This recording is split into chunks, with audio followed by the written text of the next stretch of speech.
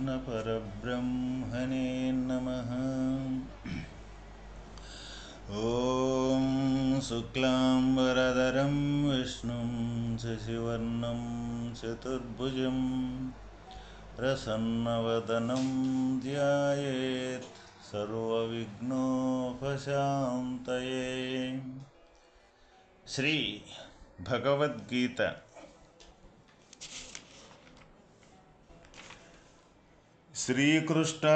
శ్రీకృష్ణార్జునులుండు చోట విజయము ఐశ్వర్యము మున్నగు శుభలక్షణములు వెలయుచుండునని సంజయుడు పలుకుచున్నారు. యత్ర యోగేశ్వర కృష్ణో యత్ర పార్థో ధనుర్ధరః తత్ర శ్రీ విజయో భూతిర్ధ్రువా నీతిర్మతిర్మమ.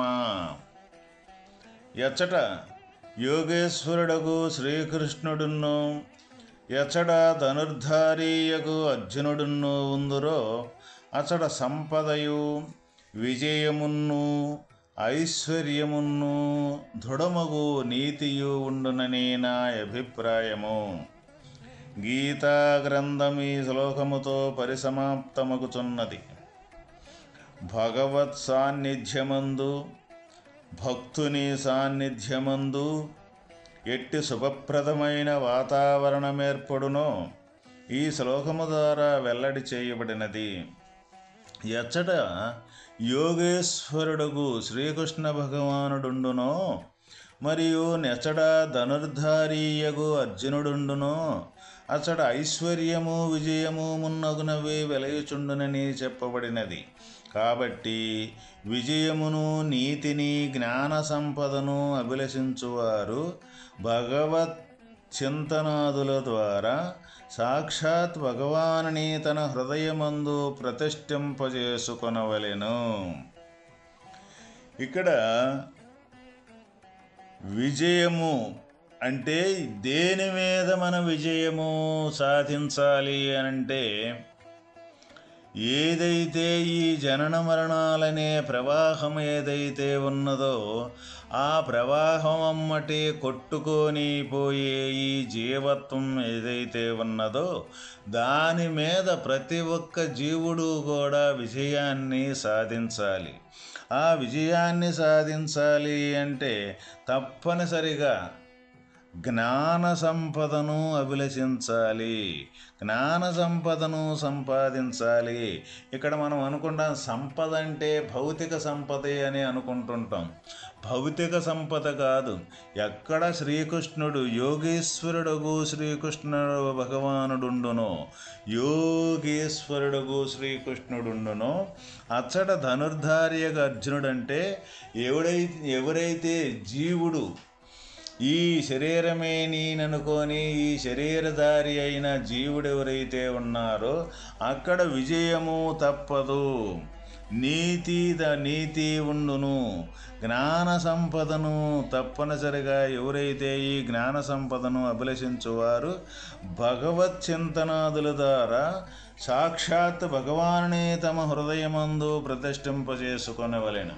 ఇక్కడ భగవానుని తన హృదయములో ప్రతిష్ఠింపజేసుకోవాలి అని చెప్తూ ఉన్నారు.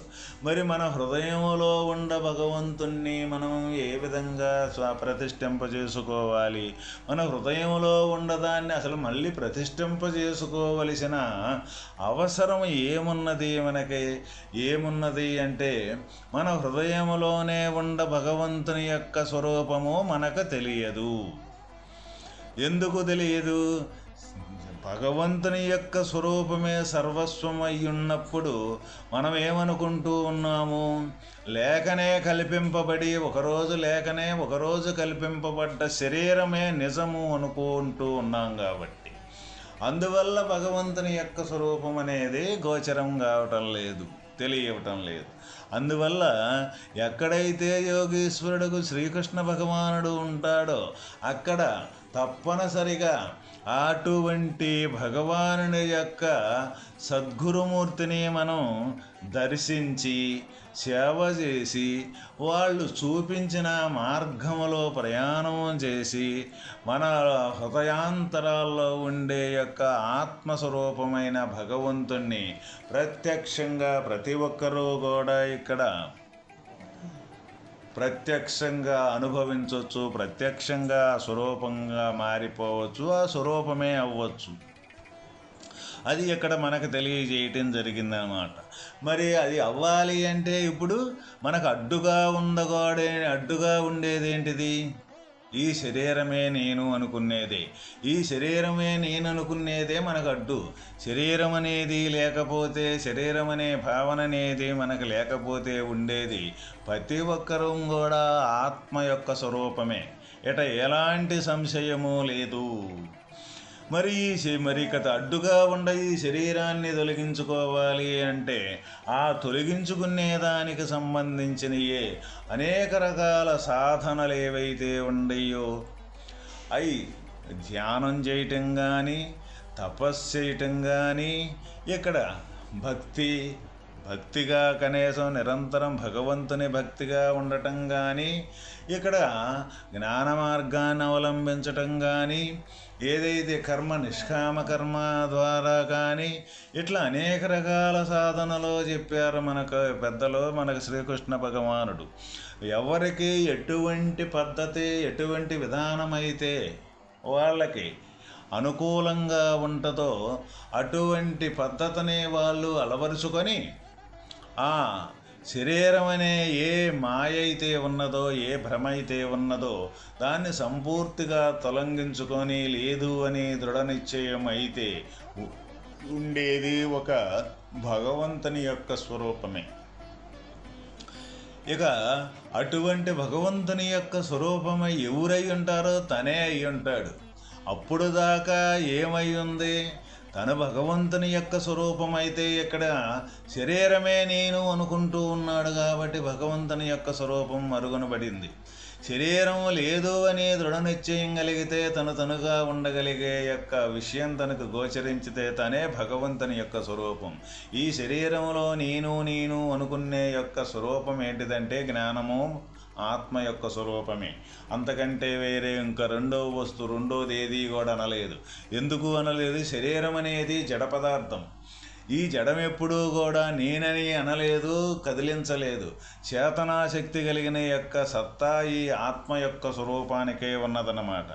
ఎవరైతే మరి ఈ ఆత్మ యొక్క సత్తా ఈ శరీరానికే లేనప్పుడు ఈ శరీరంలో ఉన్న యొక్క సాక్షి మాత్రంగా చేతనా స్వరూపంగా ఉండే యొక్క ఏ ఆత్మరూపకమైతే ఉందో, ఏ జీవరూపకమైతే ఉన్నదో మొట్టమొదట ముందు ఆ జీవరూపాన్ని తప్పనిసరిగా తెలుసుకోవటం ఎంతైనా అవసరము. ఆ జీవుణ్ణి తెలుసుకోవాలి అనంటే ఆ జీవుడు ఈ శరీరదారుడైపోయి ఈ శరీరమే నేను అనుకొని ఈ ఇంద్రియాదులతోటి ఈ సకల కార్యకలాపాలతోటి ఈ లోకంలో వ్యవహరించటం అనేది జరుగుతూ ఉన్నది. కాబట్టి అందువల్ల పెద్దల ద్వారా నేతి మహావాక్యాలు ఏమైతే ఉండయో వాళ్ళ ద్వారా ఏ పద్ధతిలో అయితే చేరుకోగలుగుతామో వాస్తవమైన మన యొక్క స్వరూపం దగ్గరికి, ఆ పద్ధతి ద్వారా మనం కానీ ప్రయత్నం కానీ సలిపి ఆ మార్గాన్ని ప్రయాణం చేస్తే తప్పనిసరిగా ప్రతి ఒక్కరూ కూడా తన స్వాత్మస్థితికి చేరుకుంటారు అని భగవానుడు మనకిక్కడ తెలియజేయటం జరిగింది. కాబట్టి భగవంతుడుగు శ్రీకృష్ణుడుండు చోటే కాక భక్తుడుగు అర్జునుడుండు చోట కూడా అట్టి విజయాదులు సంభవించునని ఎలా చెప్పబడిననగా, అర్జునుడు సామాన్య భక్తుడు కాడు, ధనుర్ధార్యగు భక్తుడు. అనగా బాహ్యశత్రువులనేక ఏ ప్రకారము గాంధీవముచే జయించి వేచను అట్లే అంతఃశత్రువులను కూడా గీతాజ్ఞాన రూపధనస్సు ఛేదించి వేచెను. ఇక్కడ మనకు బాహ్య శత్రువులు, అంతఃశత్రువులు అనే రెండు రకాలైన శత్రువులు ఉన్నారన్నమాట. ఈ బాహ్య శత్రువులు అంటే ఈ దేహానికి సంబంధించిన ఏ వ్యతిరేకమైన మనుషులైతే ఉన్నారో వాళ్ళు ఈ దేహానికి వ్యతిరేకంగా ఉండి, వాళ్ళ ఆలోచనలు వాళ్ళ భావనలు వేరుగా ఉండి, మన ఆలోచనలు మన భావనలు వేరుగా ఉండే యొక్క విధానమే ఇక్కడ మనకి ఈ బాహ్య శత్రువులు. ఇక్కడ అంతర్శత్రువులు అంటే ఎవరంటే ఈ కామం అనేది, క్రోధం అనేది, లోభం అనేది, మోహం అనేది, మదం అనేది, మాత్సర్యం అనేది ఈ అంతర్శత్రువులు అంటే ఈ హరిషడ్వర్గాలు. ఈ నిరంతరము కూడా ఈ జీవుణ్ణి బంధించి వేచి దాటి వైపు ప్రయాణం చేయించి అతలాకుతలం చేసి ఈ శరీరంలో నుంచి బయటికి రాకుండా ఈ శరీరంలోనే అంతర్గతంగానే ఉండిపోయేలాగన బంధించి వేసే శత్రువులన్నమాట. అయ్యే కాకుండా ఇంకా ఈ దేహానికి సంబంధించిన ఇంద్రియాదులు ఏవైతే ఉండయో ఆ ఇంద్రియాదులకు సంబంధించిన ఏవైతే ఈ వాసనలైతే ఉండయో ఆ అయితే కనీసం మనకు గుర్తులు చేసిన కర్మల యొక్క ఫలాఫలితాలతోటి అనుభవించే ఏ విధానమైతే ఉన్నదో ఇది మొత్తం కూడా అంతఃశత్రువుల కిందే వస్తారన్నమాట.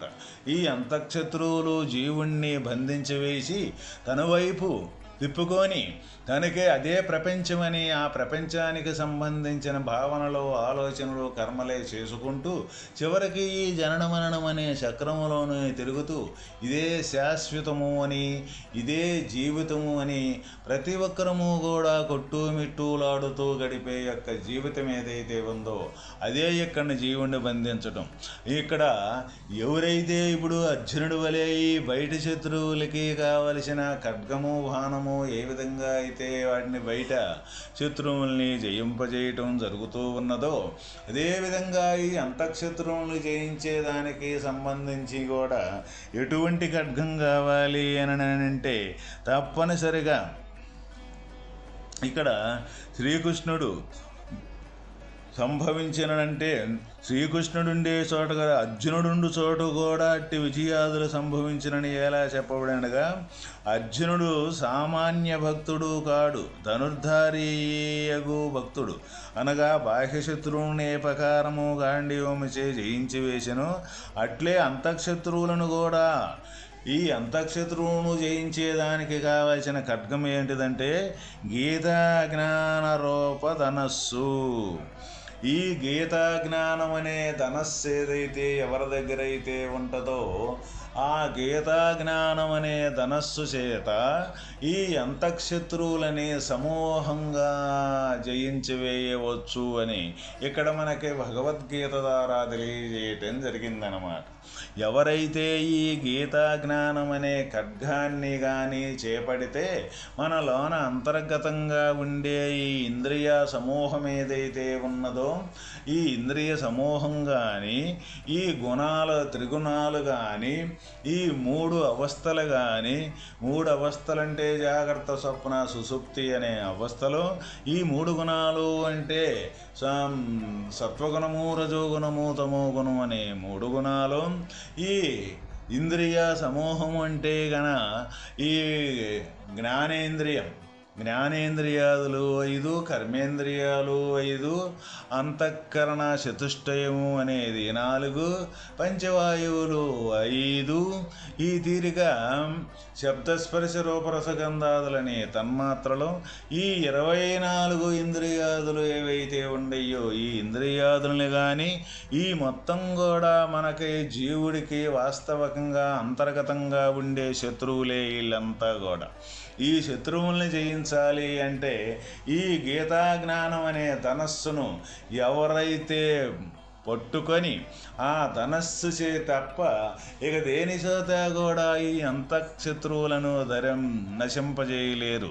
అర్జునుడు అటువంటి ఈ గీతా జ్ఞానం అనే ధనస్సు చేత తన అంతర్గత శత్రువులను నశింపజేసి సమూహంగా బయట శత్రువుల్ని ప్రకారంగా ధనస్సు చేత నశింపజేసి చేయటం జరుగుతూ ఉన్నదో అదేవిధంగా ఈ అంతఃశత్రువును కూడా ఈ గీతా జ్ఞానం అనే ధనస్సు చేత నశింపజేశాడు. కాబట్టి అర్జునుడికి నా సందేహాలు మొత్తం సంపూర్తిగా తొలగిపోయినాయి అని చెప్పడం జరిగిందనమాట. ఇక్కడ అందువల్ల ఈ అంతఃశత్రువులు ఈ గీతా జ్ఞాన రూపధనస్సు ఛేదించివేసి మోహరహితుడై విలసిల్లెను. అందుకనే నష్టో మోహ. ఈ ప్రకారముగా అజ్ఞానము నశించిన భక్తుడు సాక్షాత్ భగవంతుడే అగుచున్నాడు. బ్రహ్మవిద్బ్రహ్మైవ భవతి.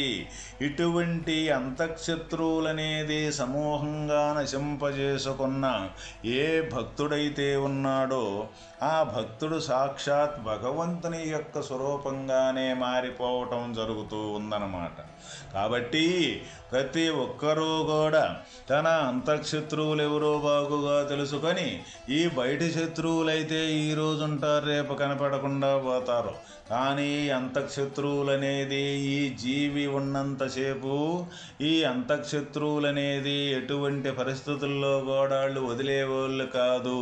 వీళ్ళు వదలాలి అంటే ఈ వాస్తవమైన జ్ఞానస్వరూపమైన ఏ స్వరూపమైతే ఆత్మస్వరూపమైతే ఉన్నదో ఆ ఆత్మస్వరూపాన్ని శరణాగతి చెందితే తప్ప ఈ శత్రువుల్ని జయించటం అనేది వీలుగాని పని. కాబట్టి ప్రతి ఒక్కరము కూడా ఈ గీతా జ్ఞానం అనే యొక్క ఖడ్గానంతో ప్రతి ఒక్క మన అంతరంగాన ఉండే ఈ అంతఃశత్రువులని నశింపజేసి వాస్తవమైన తన స్వస్వరూపమైన భగవంతుని యొక్క స్వరూపంగా మారిపోవటమే ఇక్కడ ఈ భగవద్గీత యొక్క సారాంశము. కాబట్టి ఎక్కడైతే ఈ శ్రీకృష్ణ పరమాత్మ యోగేశ్వరుడు శ్రీకృష్ణ పరమాత్మ ఉన్నారో అదేవిధంగా ఈ అర్జునుడనే ఈ జీవుడు ఎక్కడైతే ఉంటారో వాళ్ళ యొక్క ప్రబోధం ద్వారా వాళ్ళ యొక్క స్పర్శ ద్వారా అక్కడ తప్పనిసరిగా భౌతికంగా కానీ పారమార్థికంగా కానీ తప్పనిసరిగా వాళ్ళకి విజయం అనేది తప్పనిసరిగా చేకూరుతూ ఉందని భగవానుడు ఇక్కడ మనకి ఈ శ్లోకం ద్వారా తెలియజేయటం జరిగింది. గురువచ భగవన్ పరమేశాన భక్తిరవ్యభిచారిణీ ప్రారబ్ధం బుధ్యమానస్య కథం భవతి హే ప్రభు. ఇక్కడ ఓ భూదేవి విష్ణు భగవానుని గూర్చి ఇట్లు ప్రశ్నించెను. ఓ భగవానుడా పరమేశ్వర ప్రభు, ప్రారబ్ధము అనుభవించువానికి అచంచలమైన భక్తి ఎట్లు కలుగును? విష్ణురువాచ ప్రారబ్ధం బుధ్యమానోపి గీతాభ్యాసరతః సదా సముక్తః సుఖీ లోకే కర్మణా నోపలిప్యతే.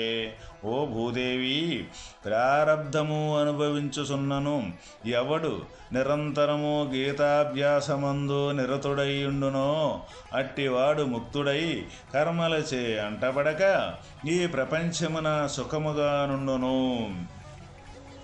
మహాపాపాది పాపాని గీతాధ్యానం కరోతి చేత్ క్వచిత్ స్పర్శం న కుర్వంతి నళినీదళమంబస. తామరాకును నీరంటనట్లు గీతాధ్యానము చేయువానని మహాపాపములు కూడా కొంచెమైనను అంటకుండును. ఏతన్మహాత్మ్య సంయోక్తం గీతాభ్యాసం కరోతి యః సతత్ఫలమవాప్నోతి దుర్లభాంగతిమాప్నుయాత్. సూత ఉవాచ. ఈ మహాత్మ్యముతో పాటు గీతాపారాయణము చేయువాడు పైన తెలుపబడిన ఫలములను పొంది దుర్లభమగు సద్గతిని మోక్షమును పడేయగలడు. महाच्यमेतद्गीतायां मया प्रोक्तं सनातनं गीतान्ते च पठेद्यस्तु यदुक्तं तत्फलं लभेत्। ॐ इति श्रीवराहपुराणे श्रीगीतामहत्यं सम्पूर्णम्। ॐ तत्सत्।